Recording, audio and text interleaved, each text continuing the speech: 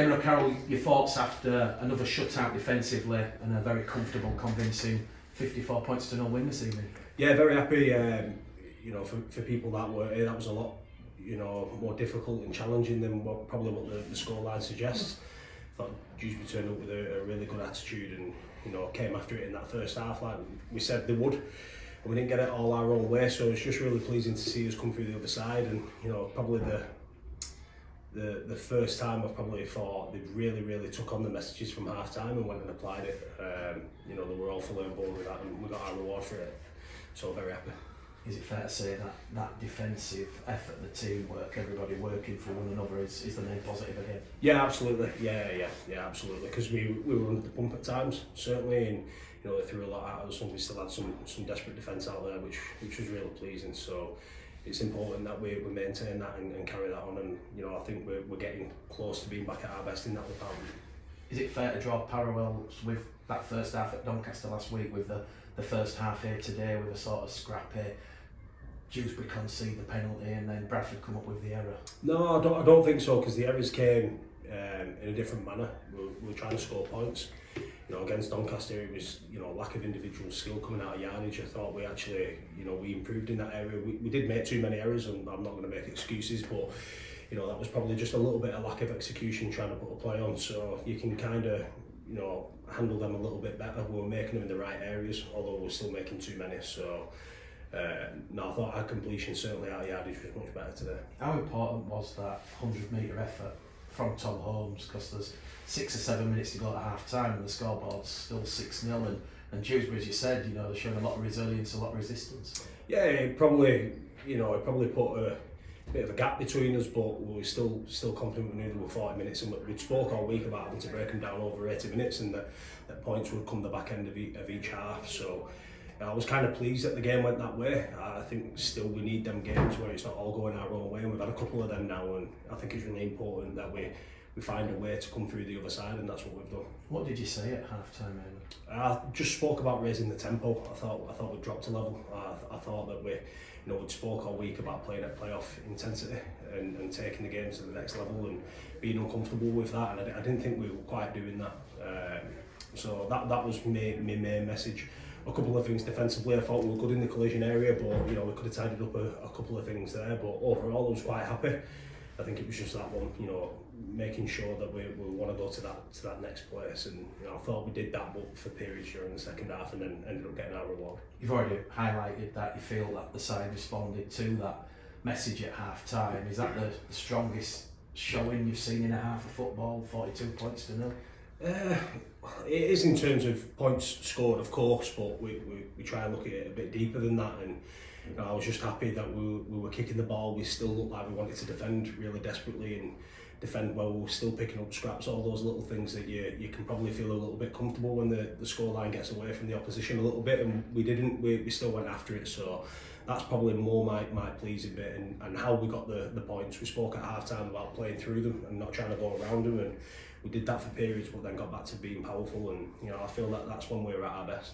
You must be pleased though to see a sort of ruthless streak out there in that second half. No more so highlighted those tries from Franklin Pelly and Evan Skinner. Yeah, absolutely, and again, more the manner of them, like playing through them with some shape and trying to be powerful. So yeah, I'm really happy. It was more the manner in which the points came that pleased me. So I always say I'm probably more pleased with the 0 than the other points. So I was just happy that we had to find a way to do it. 12-0 at half time doesn't look convincing, but we worked extremely hard and concentrated really well to come through the other side and got our reward the back end of the game.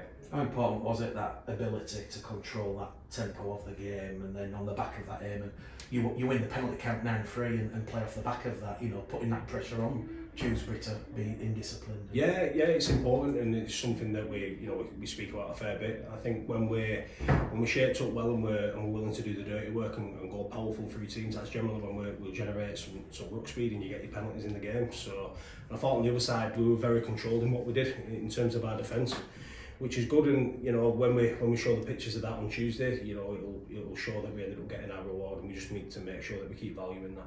And that second half performance, it wouldn't look like you'd made 7 changes on the team tonight. No, I thought the lads that came in were very good. I thought they were very good. Sam Allison, a couple of weeks out, I thought he was outstanding in some of the things that he did. You know, it was good to see Dan Smith out there doing what he does, and brought that element of a bit of calmness around us. And I thought his second spell was even more impressive than his first one. It was good to see him carrying the ball and moving the ball at the right time. So yeah, Natty Mason, very good. Good to see Gasky playing there. We thought he'd done enough, so we took him off. He's in good shape. So yeah, I'm really happy with the lads that came in. When we spoke on Thursday, Eamon, you said there's going to be changes. Obviously, 7 changes. That's 7 opportunities for those players, to put in a performance and give you a headache. Is it fair to say that they have given you a headache now with Sheffield on the horizon next Sunday? Yeah, it's good. 23 rounds in it. It's the first time I'll have some tough conversations, but that's good. I think that it's good to have that at this stage of the season. It also gives us the opportunity to rest people and rotate them and manage the team as well. But I mentioned this last week in my conference with you. I think it's important we're finding some rhythm within our performances now, and we get this team going. Romain Franco certainly showed his quality and skill with those 2 tries in 2 minutes. Yeah, he did. I was really happy for Romain. He's had a disruptive year, and I've done the same on the other side of the fence. He's moved country, and he's without his family. He wanted an opportunity over here. He's worked extremely hard, but it's not quite worked out for him at Wakefield, and he comes here and he took his opportunity really well today. I was really impressed with him. Everyone will look at the tries, but some of his efforts, some of the things he was doing, off the ball was really good, and defensively I thought he was sound as well. So I'm really happy for him there. Franklin Pelly, Eamon, what's the latest with him? There's rumours he might be going to rugby union. Would you like to keep him? Are you able to keep him for next season? Yeah, absolutely. We love Frankie. He's a great man. We really like him. His fiancée is really settled here as well. So we're having conversations with him. He's someone I'd certainly like to keep at the club, and I'm hopeful we can do. But I also support him as well. That his next decision is a real big one for him, and he needs to do what's right for him and his family. He's 23. He's still a young man, and I think he's got a lot to offer in this game, and that's what I said to him. Even if that's not with us, hopefully it will be. But I still think there's a lot for Frankie to do in this game. We'll wish him all the best if he moves on, but I am quietly confident that we'll be able to keep him. It was an evening of first league tries for Tyrone Ott, Dan Smith, Ebensker and Romain Franco, and you as head coach, when you see him in the goal area, the dancing, the jumping for joy, you really see that connection and that emotional connection amongst that playing group. Yeah, well, it's something I challenge them on more. I want them to enjoy that. I think that's really important. I've had videos this year where I've said, why are you not celebrating there? I want us running in and enjoying it. You need to enjoy those moments. So yeah, I'm really happy for him. I really am. I think everyone knows. Everyone was saying to me all week this could have been a banana skin, and they were right to say that. I thought we had a real professional performance there, and certainly in that second half. Jordan, another career appearance, 200 and a faultless evening with the boot 9 from 9. Yeah, brilliant. And again, we spoke all week about it's a huge day for Jordan, and we all had a duty to make sure that we got this one done for him. And the lads did that as well. He had his family in to present him with his jersey, which was a real nice moment. I think it's quite powerful when you do that. So yeah, really happy for him and his family. A great night for them. What was your message to those players that have been rested? Aribi Doro, Mitch Suter, Logan Bayliss, Michael Lawrence, for instance? Difficult because they all want to play. Well, that's good. I just had to say this is the way where we're going. There's a bigger picture, and it's about what's right for the team. And they're team first players, and they understand. So difficult one with Zach Fulton as well, because ideally I didn't really want to play him, but we had to at the last minute. We had some disruption in our last practice session. So the idea was for him to rest, but that's why we took the start of the game out for him and put him on the bench there. So no, I'm really happy that players aren't happy not to be in the team, even if it's through me just saying, look, you've done enough and you'll have your spot next week. So all them players will feature next week. I know you said it wasn't going to be a focus, the importance of points for and against with Toulouse, Bradford, Sheffield, Widnes, Featherstone all clustered up together, but the win tonight, Eamon, it does put you in a very sort of comfortable, commanding position. You're plus 83 ahead of Sheffield at this moment, and that effectively is worth an extra point when you look at it like that. Yeah, it is, but we still got 1 games, mate. We have. So yeah, it's good to know that we've put ourselves in that position, but we've just got to keep winning games, mate. You know, we attacked this as a 4-game block. This was our last game, and we'll do the same with the next 4, and we'll see where we're at and what we want to get out of it. But ultimately, we can't really worry about what's happening around us. It's that tight. We've just got to keep winning games, and you know, hopefully we'll get some rhythm and consistency in our performances now. Late on, it looked to get a bit niggly with players coming together, and Paul Sykes said to the Simbin for saying how pleased and proud of you that you didn't get involved in that sort of grubby, niggly nature. Yeah, I just think a little bit of frustration towards the end of the game. I thought we played in good spirits, if I'm totally honest with you. Yeah, the last couple of minutes there got a bit scrappy, but the lads are smart enough to know not to get involved in anything. I'm not sure what Sykes got been for, but yeah, I'm more interested in what we're doing. Just finally from me, Eamon, Friday night under the lights, big crowd here, a lot of noise, a lot of atmosphere. Is this something you might be going to the powers that be and saying we need more of this? Yeah, I'd like to. Ultimately, it won't be my decision. I really liked it. I really liked it. So yeah, hopefully we can do some more. I think for that to happen, we need people through the door.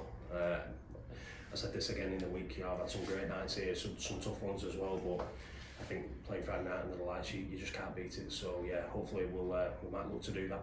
Just on that Friday night thing, and I suppose another thing like Breeze mentioned too in the presser is that you've now got a really good win out of the way, and everyone else has now got to sort of try and match that. How good is it to, if you like, put up your feet this weekend and watch what everyone else does, and you've got your job done and done very well?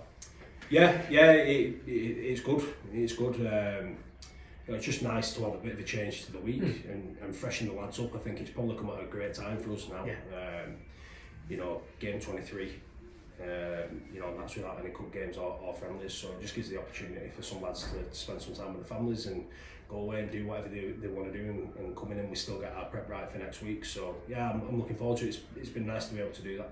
And like you said, you were able to get that rotation you wanted. Was it the case that all 7 that got rotated out are all okay? I know Jared had a little problem with his shoulder, you had a cramp at the end of last weekend, but was it just a case of all 7 of them were just like, you guys take a rest this week and we'll hopefully see you next week? Yeah, I think a lot of them have played big minutes. The only one there that we were looking at was Ariba, because he's missed a few with injury and then he had a couple of suspensions, but I think he more than makes up for that in terms of how he plays. So we thought it was the right thing to do on a short turnaround. And same with Bruno, it's probably a risk for me because of how important he is to us. Certainly in terms of that leadership, we were certainly a lot quieter than what we normally are before the game. That was one thing that I really noticed, not having him in the squad. But we managed to get it done, and you know, I think it's important that you give opportunity for other lads to take that kind of leadership role. And you know, we had an element of calmness about us tonight, which, you know, they don't always need to be shouting and screaming to say that they're on. They just look pretty focused, which was good. So it was the right decision to not play Bruno tonight. 100%. You mentioned Reeves there, and Reeves is one of the most powerful players I've seen in the league, but then Franklin's something else. I mean, he's kind of got that excitement. He's got something that's almost completely unique. Like his power's something else. Them 2 tries, it's ridiculous. And there was real skill for the second one as well. But just how much does he have that X factor he can bring? He really brings something completely different to the table. Yeah, he does. You know, and I think we're really lucky because I think Harvey Makin does that as well in Eben Skur when they kept come on. You know, really pleasing to see Eben back. You know, I nearly didn't select him. Logan pulled out late in training, so that was a tough one because Eben feels like he's ready to go, and we know how important he is to us. But again, I want him to play for the rest of the game now and not have any disruption. So, but yeah, it is nice when you're rolling them fellas on and you know that they can go and create something. I think we can still get better in that department and people around him help them players in terms of how we're playing. But yeah, like you can clearly see how important Franklin is to us and how well liked he is by the rest of the group. Yeah, you mentioned Evan there as well. It was one of the biggest cheers tonight when everyone went over for his try, and sort of when you took him off and he got a real ovation. How important is it to have those sort of home run lads that mean lots to the fans? It really seems to give everyone a little boost when someone like him does a good job. Yeah, absolutely. And you know, Eben will get even better now, which is good. I think you know, for the year that he's had in terms of a little bit of a disruption, he came back in good nick and looked powerful, looked fit, looked strong. Could have kept him on, but again, we just made the decision that he'd done enough. I think he played 43 minutes, something like that. So yeah, that's a great stint for someone that's just come back after such a long time out. And obviously, it was a big move to put sort of Franco and Jack Smith together because it's a totally new combination on that left. But they both seem to do. How pleased were you in that sense that the left centre and the left wing, or right centre, often have to combine very well throughout a game, and that was something completely new for the both of them. But they seem to do a really good job. Yeah, they did. Well, first and foremost, they did what we asked of them, and then they complemented that with lots of effort. I thought Jack Smith, particularly in the first half, was outstanding. I thought he was very good. When we was in that grind as well, and it weren't going all our own way, I thought he had some really good carries and had some good body position and got us out of our own half really well. And then Franco did what he does, and when he had the opportunity, he iced some players as well. So yeah, really pleasing. Again, there's a little bit of concern there because we've not had too much practice time together, but they came in and had the utmost confidence in them. And just a final one for me, Eamon, you mentioned it was a bit of a theme after the Johnny game as well, of just like sort of like just finding your gear as you went on. It was not going your way, then you really kicked into gear. When you're against sort of other teams maybe towards the players, is that something you worry about? Are you confident and happy that you've got that gear that you can really seamlessly click into, or is it something you're looking at maybe that earlier part of the game? No, I think that's the way the game should go, and we've got to understand that you can't just have it can't all just happen for you. The competition's tough. You've got to earn the right. You've got to take some juice out of the opposition, and we managed to do that. We managed to do that today. That's how the game should go. It should only be a 12-0 or a 12-6 at half time, and then the team that can go after it, normally comes out through the other side. So I think it was set up perfectly for us tonight. I wouldn't have wanted it to be a blowout score. I certainly wouldn't have wanted to go in behind, but I think it was important that we went in at half time humble, knowing that we've got to stick to this. We know it's an 80-minute game, and just reinforcing that the points will come the back end of the game if we keep all of the ball and keep defending well, and that's what happened. So I was happy with that. Yeah, nice.